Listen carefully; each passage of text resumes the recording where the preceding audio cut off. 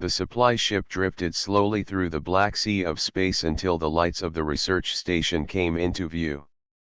The station was large, shaped like a ring around a glowing core that kept its systems alive. Inside, many kinds of travelers moved about: humans, traders, and scientists from other worlds. To most, it was only another stop in a long journey. But for one man, this place was about to change everything. Ravi was one of the workers assigned to the supply crew. He was not an officer or a fighter, only a maintenance hand who repaired small systems and carried tools from place to place. Many did not notice him, but he carried himself with steady calm. His nature was quiet, and he preferred to listen more than speak. For him, hard work was a kind of peace. When he first stepped out of the ship and into the wide halls of the station, he noticed how full of sound it was. Doors hissed open, machines hummed, voices spoke in many languages. Screens glowed with reports. He kept his eyes lowered, following his team, but soon he found his attention caught by something else. In the far corner of the arrival deck was a wide glass dome that showed the endless stars outside. A figure sat there, still as a statue, looking out at the emptiness. She was tall and slender, her skin faintly pale with a soft silver tone. Her long hair hung down like threads of light, but it looked tangled, as if no one had cared for it in a long time.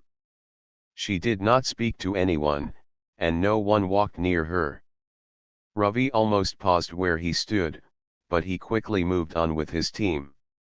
Later, when he asked a fellow worker about the figure in the dome, the man only shook his head. "That is Myra," the man said quietly. "She has been here for years, but no one speaks to her much. Some say she was sent away by her own people. Best not to get involved." The words stayed with Ravi.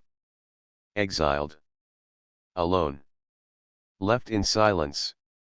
He wondered what she had done to earn such treatment, but deep in his heart he did not believe she was dangerous.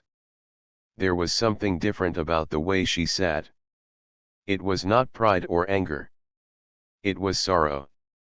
In the days that followed, Ravi's tasks took him all over the station. He repaired loose panels, cleaned out filters, and checked systems in the sleeping quarters. His work often brought him near the observation dome. Each time, he saw Myra sitting there, never moving much, never speaking to anyone. Sometimes station visitors looked at her, but they always turned away quickly. Some even whispered as if she was not truly there. Ravi began to feel a quiet pull toward the place. On one of his breaks, he walked into the dome with his meal packet in hand. He sat at a distance, not too close, but close enough to share the view of the stars. Myra did not turn her head. She kept her eyes forward, as if the endless dark outside was the only thing she wished to see. For a while, Ravi ate in silence. The stars shimmered against the glass. He thought of Earth, far away, where people often gathered together to share simple moments. He wondered if Myra ever had such moments. The next day, he returned again. This time, he sat a little nearer. Still, she gave no sign that she noticed him. But Ravi felt she did. Her stillness seemed different, as though she was aware of the human who now shared the quiet with her. Others on the station noticed Ravi's habit. A worker laughed and said, "You waste your time. She will never answer you." But Ravi did not stop. Something told him that silence was not the same as rejection. It was simply silence. One evening, as the lights of the station dimmed to mark the cycle of night, Ravi entered the dome once more. Myra was already there, her long hair falling across her face, hiding her eyes. For a brief moment, her head shifted, and he caught a glimmer of her gaze. It was not the look of someone who hated or feared. It was the look of someone who had forgotten how to be seen. In that instant, Ravi understood. She was not untouchable by nature, nor distant by choice. She had been left alone for so long that no one remembered how to reach her. And perhaps, she no longer remembered how to let anyone near. That night, Ravi left the dome with a quiet decision in his heart. He would not turn away like the others. If Myra chose silence, he would share silence. If she chose distance, he would respect distance. But he would not treat her as if she was invisible. For years, no one had touched her, spoken to her, or truly seen her. Ravi did not yet know how, but he sensed that someday, his small presence would matter. Ravi kept returning to the observation dome, even when his duties pulled him across the wide station. Something about the quiet space drew him back. There were plenty of places to rest, places with noise, laughter, and the smell of cooking food, yet he found more comfort in the silent company of Myra. At first, it seemed as if nothing changed. She sat in the same place each day, staring through the glass into the endless dark. She did not speak, nor did she look at him for long. Still, Ravi noticed small differences. The first time he sat close enough that his boots tapped the same floor plate as hers, she did not move away. Another time, when his meal packet gave a soft crinkle as he opened it, he saw her eyes flicker toward the sound before quickly returning to the stars. These tiny moments felt important to Ravi, like cracks in a wall that had been built high and strong around her. He did not press her with questions. Instead, he let the silence rest between them as if it belonged there. One day, while adjusting a loose panel near the dome, Ravi overheard two station officers speaking. They lowered their voices, but the quiet dome carried sound easily.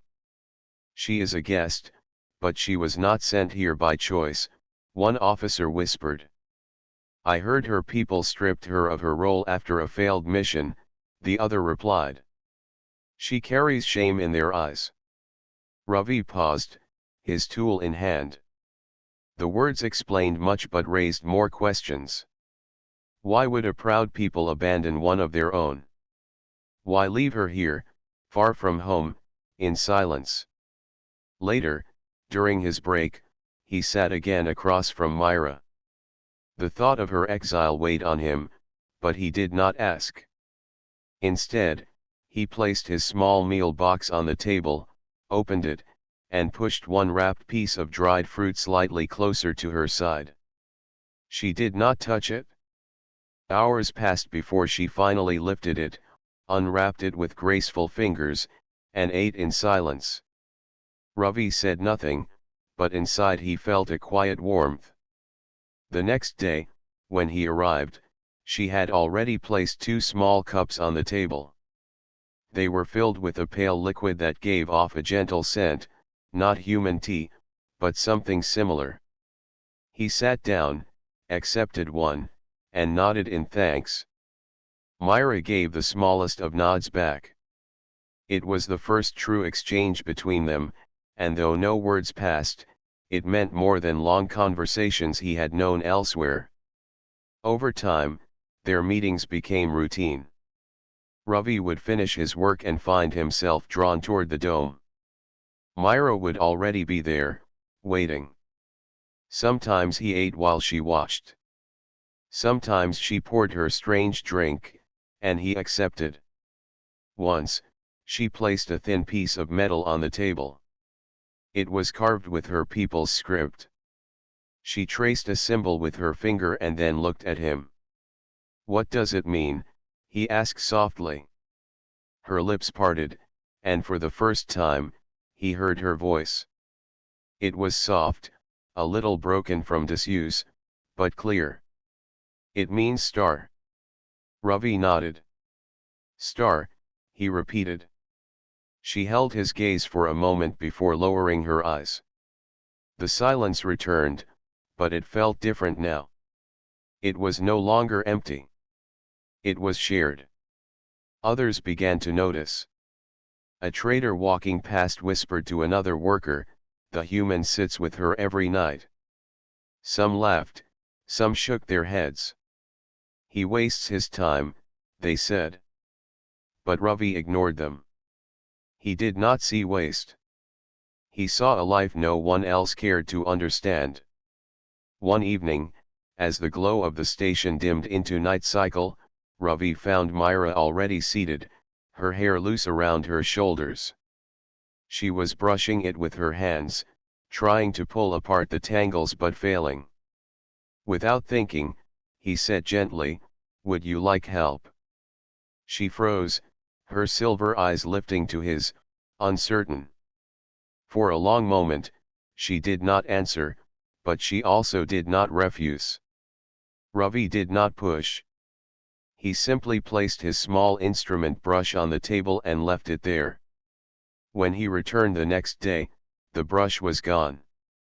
Myra's hair still looked tangled, but he noticed one section near her face was smoother, as if she had tried to use it. She did not mention it, and neither did he. But in her faint glance toward him, he thought he saw the first sign of trust. The dome remained filled with silence, yet inside that silence, something gentle was beginning to grow. Days turned into weeks, and Ravi kept returning to the observation dome. The habit was no longer strange to him.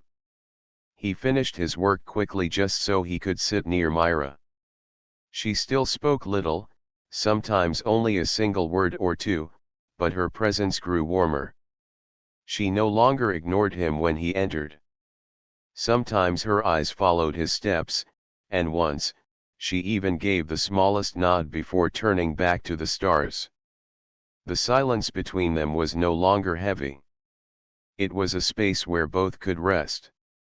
Ravi had never thought sitting quietly with another person could feel so alive. One evening, the dome was empty except for Myra. The faint glow of the stars painted her in silver light. Her long hair fell over her shoulders, tangled more than usual, some strands almost knotted. She sat very still, her hands resting in her lap, as if she had given up on trying to care for it. Ravi hesitated. His small brush, the one he used for cleaning fine tools, was still in his pocket. For many days he had thought about offering help. Each time, he held back, afraid of crossing some line of her culture. But tonight, something in her stillness felt different. It was not the calm of peace but the weight of giving up. He walked closer and stopped a step away. "Myra," he said softly. His voice was careful, carrying no demand. She lifted her head, her eyes meeting his. "Your hair," he continued, showing her the little brush. "May I help?" Her body froze. She looked at the brush, then at him, then back again. Her lips parted slightly, but no sound came out. She did not nod, but she did not refuse. Taking her silence as fragile permission, Ravi stepped closer. Slowly, so she could see every motion, he reached toward her hair. His hand moved with care, as if touching something sacred. The moment the brush slid into her tangled strands, Myra stiffened. Her shoulders locked, her hands clenched in her lap. Ravi paused, ready to pull back, but she did not stop him.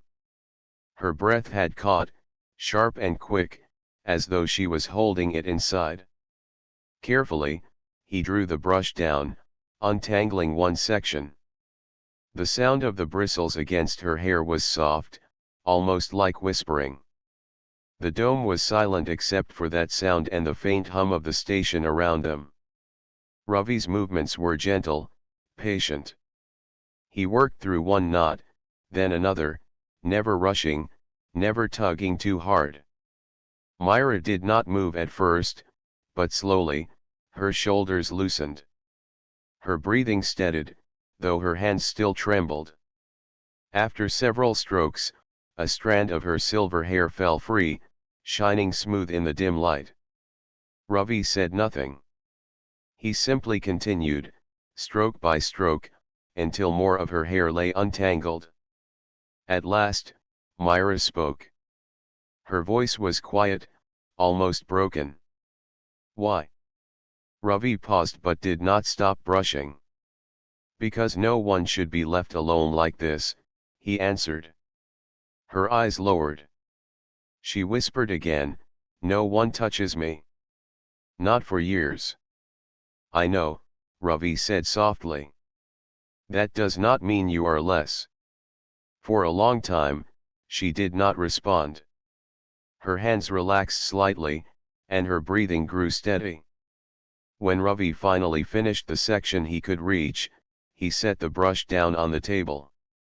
Myra lifted her hand, touching her smooth hair as if she could not believe it was real. Her silver eyes turned toward him. They shone in a way he had never seen before, filled with something fragile: fear, wonder, and hope mixed together. Thank you, she whispered. It was only 2 words, but for Myra, they carried the weight of years of silence. From that night on, something shifted between them. Myra no longer seemed only a distant figure watching the stars. She was a person opening slowly, carefully, like a flower learning to trust the light again. And Ravi, in his quiet patience, was the one who had reminded her that she was not untouchable. After the night Ravi had brushed her hair, Myra began to change. She no longer sat as if invisible to the world. Her eyes lifted to meet his gaze more often, and her posture seemed lighter, less burdened by invisible chains. The observation dome had become their quiet place. Ravi would finish his work and walk there, and Myra would already be waiting. Sometimes she brought her own small items, strange trinkets from her home planet. Sometimes she simply sat in silence, letting him share the stillness. One afternoon, Ravi carried a small box of supplies for station repairs into the dome. Myra noticed him immediately and rose from her chair. You always come here, she said, her voice low but firm. Ravi stopped and smiled gently. Yes, he said. I like this place. I like the stars. And I like sitting here with you. Myra's eyes widened slightly. She had never heard anyone speak to her with such calm honesty. Her own voice had grown rusty from years of quiet. She swallowed before asking, why do you stay? I am not like others. Ravi shook his head. You are different, yes. But that does not mean you are wrong. Everyone has their own path. I just want to share a small part of mine with you. Her lips pressed together, and for a moment, she looked away, staring through the glass at the distant stars.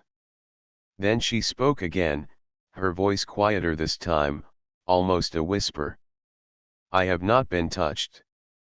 Not by my people. Not by anyone I knew. They said I failed, and they left me. Ravi moved a step closer. What happened? Myra hesitated, then finally shared the story. I was sent on a mission to my world's distant outpost. It was meant to be a simple task, a test of skill. But I failed. I returned late, empty-handed, and my failure brought shame. My own people, my family turned away. They said I was unworthy of their care. And no one touched me after that. Not even for comfort. Ravi listened without interrupting. He thought of how heavy it must have felt, to be rejected by one's own world. He could feel the quiet ache of loneliness in her words. I lived like that for many years, Myra continued.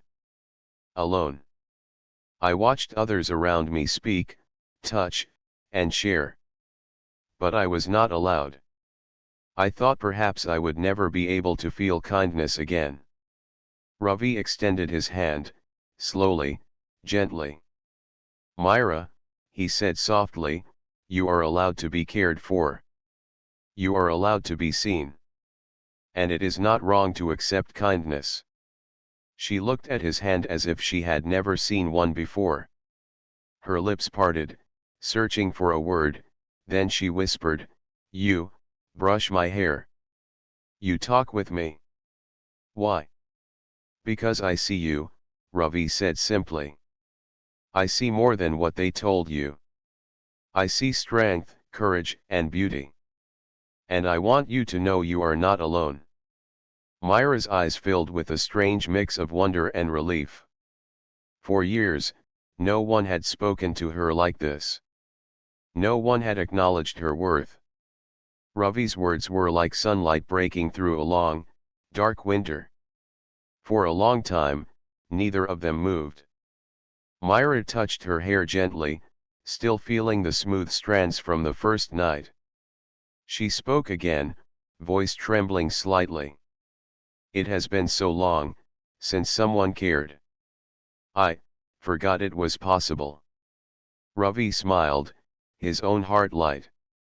It is possible. And it is here. You do not have to forget it ever again. From that moment on, Myra began to speak more often.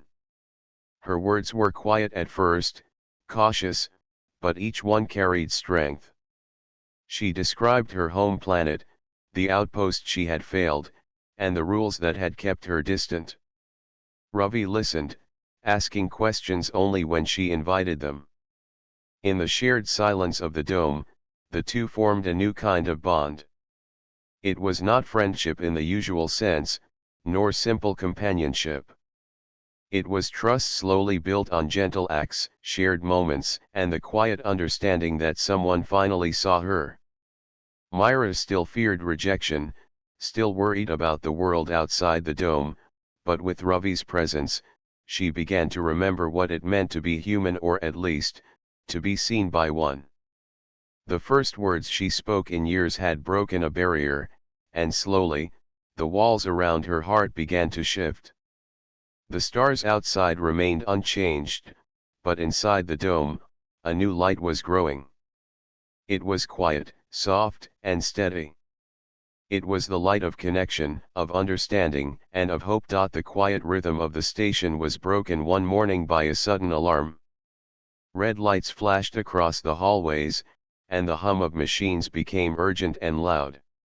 Ravi was in the maintenance area when he heard the warning. He ran toward the observation dome, hoping Myra was safe. When he arrived, he found her standing near the glass, eyes wide with fear. Ravi, she called, her voice trembling. They are coming. The raiders, they want me. Ravi's mind raced. He knew the station's defenses could not stop the attackers completely. Their small ships were fast, and their mission was clear: take Myra and leave before reinforcements arrived. He grabbed her hand gently, grounding her. Stay calm, he said. I will get you out. Myra nodded, though her body shook. She had faced rejection and exile before, but now the threat was immediate, physical, and terrifying. Together, they moved toward the maintenance tunnels Ravi knew well. The halls shook as alarms blared, and distant explosions rattled the walls. Why are they after me? Myra asked, her voice barely audible. They think you are important to your people, Ravi said. We will not let them take you. The tunnels were narrow, filled with pipes and wires, but Ravi guided her with steady hands. He kept his movements calm, even as the station rocked around them. Myra's hand remained in his, a small comfort in a world suddenly full of danger. They reached a junction where the main corridor above them was already under attack. Explosions lit the space above, and sparks rained down through the vents. Ravi held Myra close, shielding her as they ducked into a side tunnel. He whispered, "We will be safe. Just follow me." Myra swallowed her fear, trusting him in a way she had not trusted anyone in years. Her mind raced, but Ravi's calm presence kept her grounded.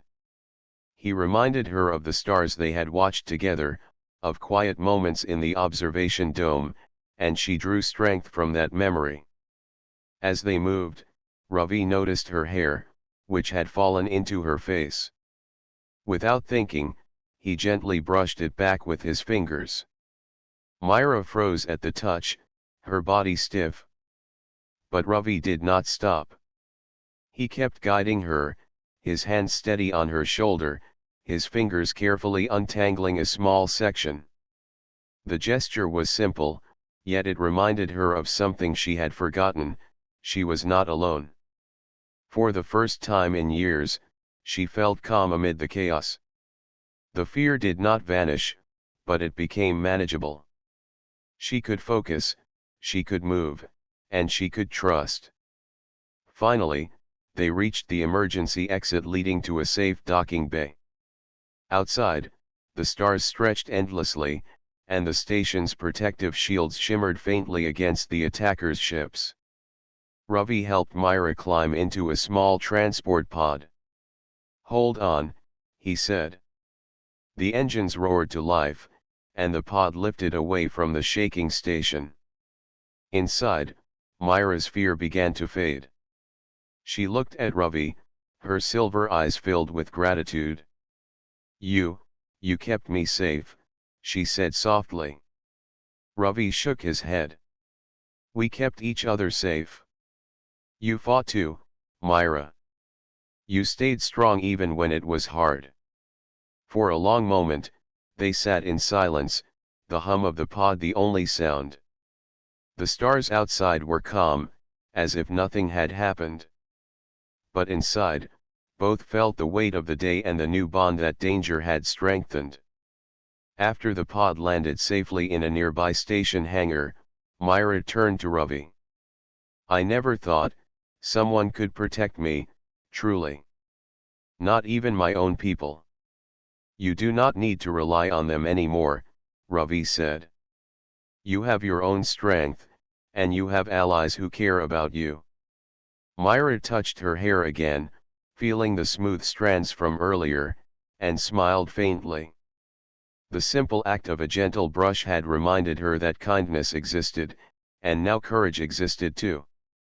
The storm outside had tested them, but it had also taught them both a truth: even in fear, in danger, and in moments of uncertainty, trust and small acts of care could create unshakable strength. The stars outside the pod were calm, but inside, Myra and Ravi felt a new light, brighter than any alarm, stronger than any storm. They had survived together, and nothing could erase the bond that had grown through quiet courage, gentle touch, and shared trust. After the attack, the station slowly returned to its normal rhythm. Repairs were made, alarms were silenced, and the crew worked diligently to restore the systems. Yet for Myra and Ravi, nothing could return completely to the way it had been before. The events of the attack had changed them. A bond had formed, quiet but unbreakable, built from shared fear, trust, and courage. Days later, Myra noticed unusual activity outside the station. A fleet of ships approached, sleek and shining, bearing the markings of her own people. Ravi watched with her from the observation dome. The ships were large, their engines humming powerfully as they docked at the outer ports. Myra's heart tightened. "They are here," she whispered, her voice steady but tense. "My people, they have come for me." Ravi placed a hand gently on her shoulder. "Whatever happens, Myra, you are not alone. You have a choice." Her people entered the station, their presence commanding attention. Officers and diplomats moved through the halls with careful, precise steps. Many of the station's crew watched from a distance, curious and cautious. Myra's people approached the observation dome, and one of them, an elder with silver accents in their robes, stepped forward. Myra, the elder said, voice strong and formal. You are to return with us. Your mission, your exile, it ends now. Come with us. Myra looked at Ravi, then back at the elder. She felt the weight of years of rejection pressing on her chest. Her people had ignored her pain, left her alone, and demanded obedience without care. She realized that their recognition, though long overdue, was not the same as understanding. I will not return, Myra said firmly, her voice carrying across the dome. The elder's eyes widened, and a hush fell over the room. I have lived here, and I have learned something important. I am not the person you abandoned. I am strong, and I am allowed to choose my path. The elder frowned, taken aback by her boldness. Some of Myra's people whispered to each other, shocked at her words. Others remained silent, unsure how to respond.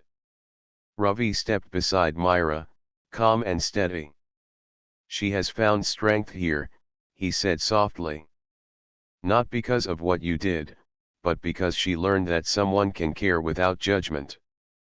That is the world she chooses to be part of. Myra turned to him, her silver eyes glowing with gratitude. Thank you, she said quietly. I would not have found the courage without you. The elder hesitated. Recognition had finally come, but respect had not yet followed. Myra's choice challenged long-held traditions, and the silence of the room showed how much change was needed.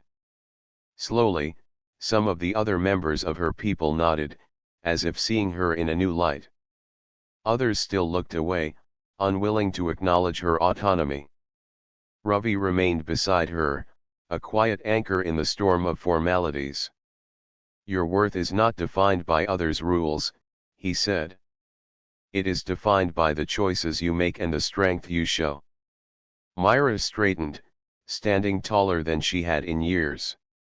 She had faced exile, fear, and even attack, and she had emerged stronger. The recognition she had longed for from her own people was now mixed with something she had learned herself: she did not need permission to be valued. Her people eventually withdrew, some silently accepting her decision, others still questioning. Myra turned back to Ravi, a small smile forming.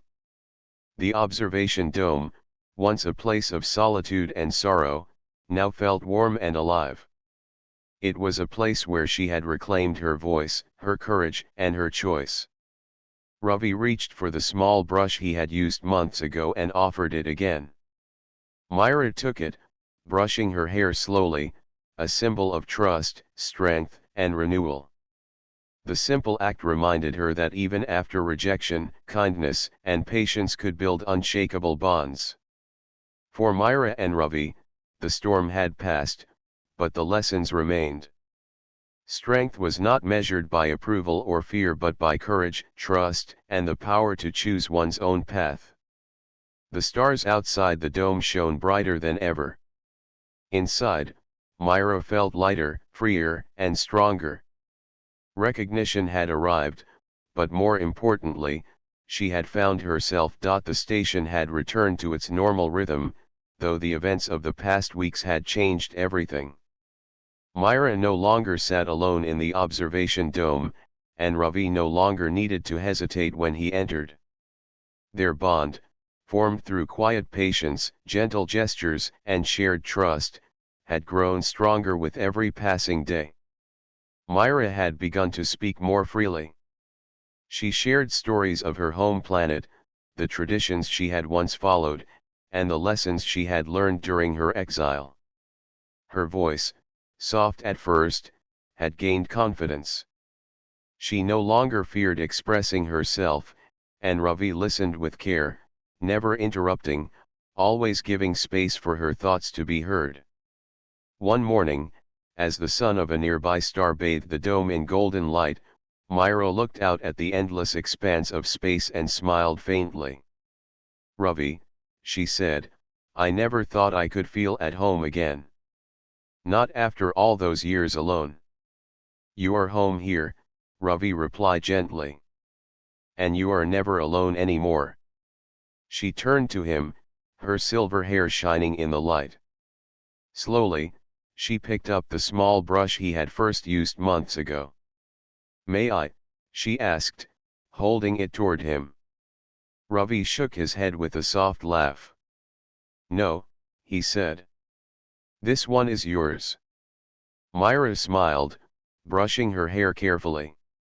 Each stroke reminded her of the moments she had once feared she would never feel again, the simple warmth of trust, the quiet strength of friendship, and the courage to face the world without fear. The station crew, who had once avoided her, began to notice the change. Workers no longer whispered behind closed doors. Some greeted her openly in the halls. A few even asked her to share her stories with visitors, amazed at her composure and insight. Myra had become more than a guest, she had become a symbol of resilience, someone who had faced rejection and danger yet remained kind and strong. Ravi observed all of this quietly. He did not seek recognition for himself. The bond he shared with Myra was enough. Their connection was not about titles or praise. It was about trust, understanding, and the simple acts that reminded someone they mattered. In the dome, the stars shone like they always had, yet the space now felt different. It was alive with the warmth of shared moments, the quiet laughter of understanding, and the calm presence of two souls who had found each other in a vast, lonely universe. Myra turned to Ravi once more. I never thought anyone could care for me without expecting something in return, she said softly. I was wrong. You showed me that kindness is not always conditional. Ravi smiled, feeling a quiet pride. Everyone deserves to be seen, Myra. Everyone deserves to be treated with care. You have that right, always. They spent the afternoon in quiet conversation, sharing thoughts, dreams, and the simple pleasure of being together. No one else was needed. The dome had become a sanctuary, a place where the past could be acknowledged but did not control the present. In the weeks that followed, Myra continued to grow in confidence. She walked the station halls openly, her presence calm and strong. Crew members greeted her with respect, and she offered small gestures of kindness in return. Her hair, once neglected and tangled, was always carefully brushed, a symbol of self-respect and the bond she shared with Ravi. At night, when the station's lights dimmed and the stars stretched endlessly across the sky, Myra and Ravi would sit together in the dome. Sometimes they spoke, sometimes they sat in silence. But always, they shared the same quiet understanding that trust, patience, and care could create bonds stronger than any fear or loneliness. The universe outside remained vast and mysterious, full of unknown worlds and endless stars. Yet inside the station, in the quiet dome, Myra had found a home. She had found friendship, courage, and the reminder that no one is ever truly alone when someone chooses to see them. Ravi reached for her hand gently. Myra smiled, a full, genuine smile that reached her eyes. In that moment, nothing else mattered. Years of fear, isolation, and rejection had been replaced with trust, care, and a new beginning. The stars outside glimmered softly, a perfect mirror to the light that had grown between them. And in that small space, two beings from different worlds had discovered something universal, the power of kindness, the strength of connection, and the beauty of being truly seen.